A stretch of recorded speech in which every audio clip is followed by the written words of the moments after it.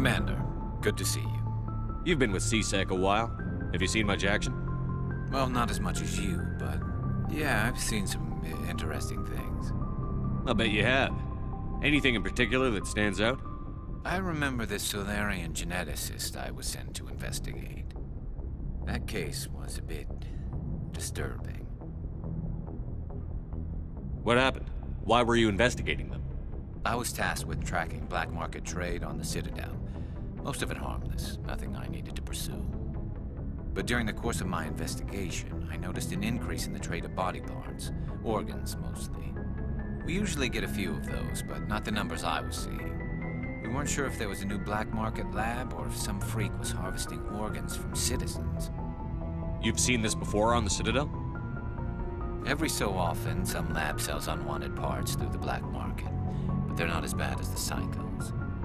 I remember this one L-Corps diplomat we caught in my first year on the job. He was hacking people up and selling their organs, had the station in a bit of a panic. But this case wasn't that clear-cut. Turns out there was more going on than we first realized. So how did you figure out what was happening? First, we got a hold of a sample and ran DNA tests.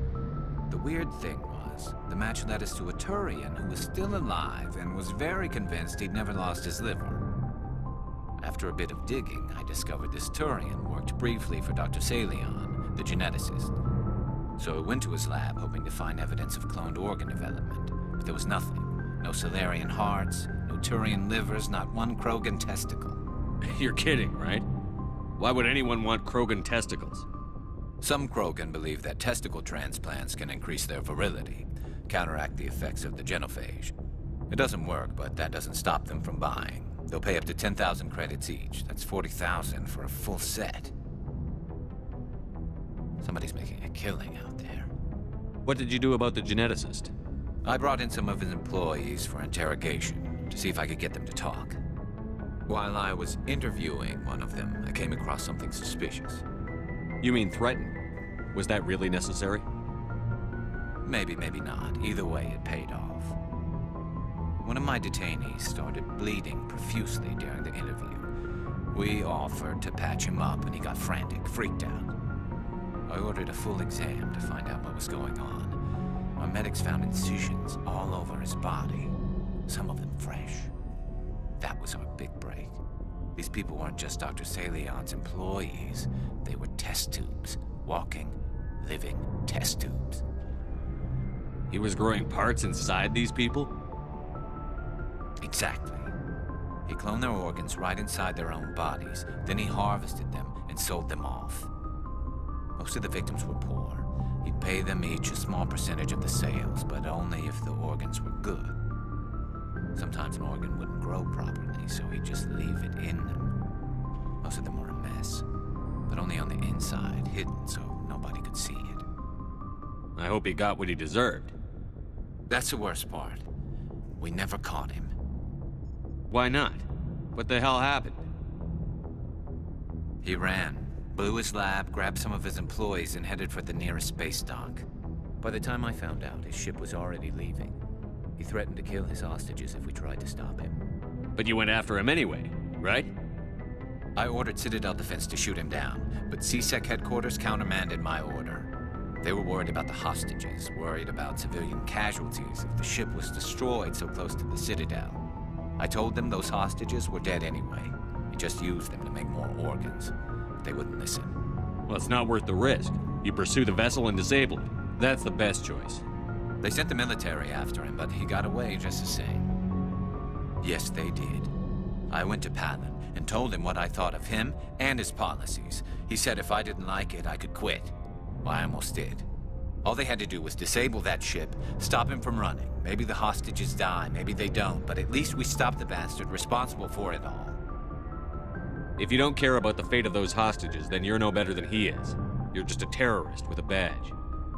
Yeah, maybe you're right. It doesn't make it any easier, but I see your point. Just wish I could have stopped him. That's all. Do you have any idea what happened to Dr. Salion? I sent out feelers from time to time, hoping to find something. I thought I'd found him a while back. He changed ships and changed his name to Dr. Hart, his idea of a joke, I guess. I told the military, but they weren't convinced it was him. I got the transponder frequency for his new ship, but I just can't get anyone to check it out. I'll check out the coordinates when I get a chance. I was hoping you'd say that, but Commander, take me with you when you go. If it's Saleon, I want to be there when you find him.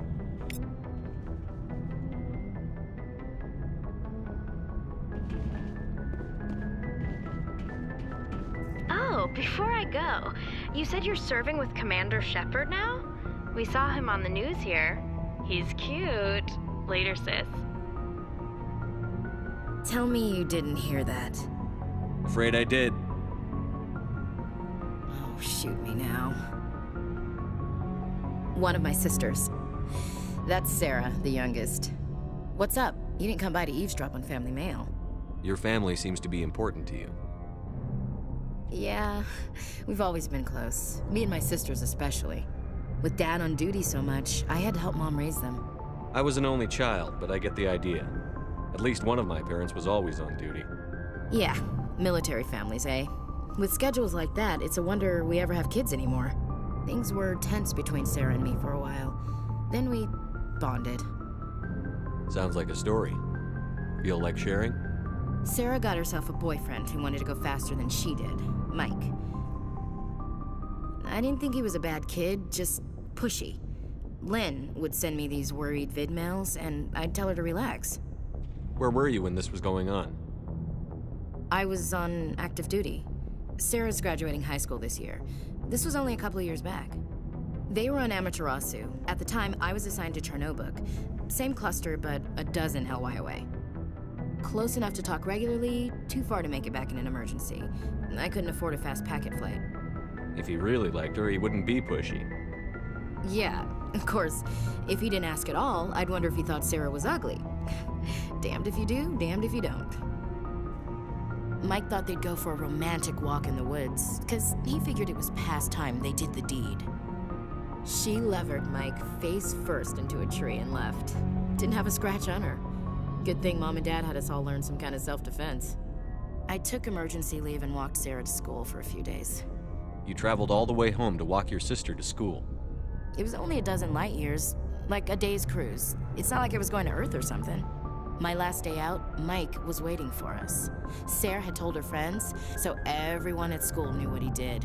He wasn't happy. I wanted to snap him in half, but Sarah gave me this look, this let me handle it, I need to do this alone look. She kept her cool, God bless her, as he screamed in her face. She just let him vent. Then he tried to punch her. I swear, she just flowed around him. Next thing I knew, he's face down on the sidewalk, and there's blood everywhere. That's unbelievable. Sarah must be as good as you. Better. I'm more or less a straight-up puncher.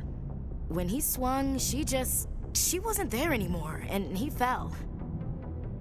She helped him stop the bleeding and had me call an ambulance. She told the paramedics he fell.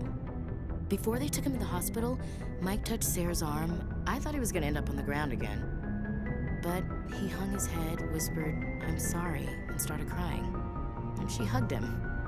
The Williams women are a decisive bunch, Commander. We do things when we're ready.